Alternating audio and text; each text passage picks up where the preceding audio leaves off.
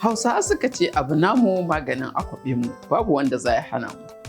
2 ga watan Afrilun kowace shekara, tun daga shekarar 2016 dai, aka ayyana wannan rana a matsayin ranar ƙasa da ƙasa ta tantance labarai bin diddigi da bincike, wato International Fact Checking Day a Turance.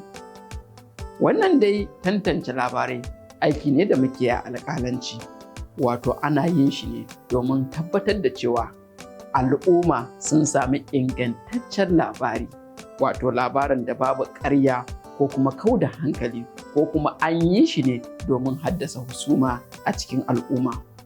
Don haka za mu ci gaba da yin aiki tuƙuru domin ganin cewar ku masu bibiyanmu da sauran al'umma sun sami ilimin sahihan labarai, tare da tabbatar da cewa mun yi aiki na tsakani da Allah, wato na gaskiya, domin mun zaƙulo muku tare da ayyana muku shin labaran ƙarya ne ko gaskiya ne. Kar ku manta da cewa ba wai labaran ƙarya kaɗai muke tantancewa ba.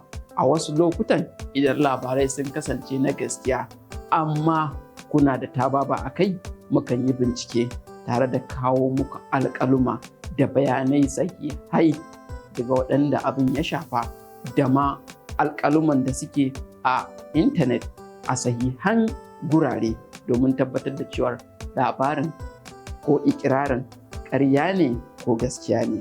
Aikinmu muna yin shi ne domin tabbatar da cewar kun samu sahihan labarai, kuma kun samu labarai waɗanda suke ingantattu.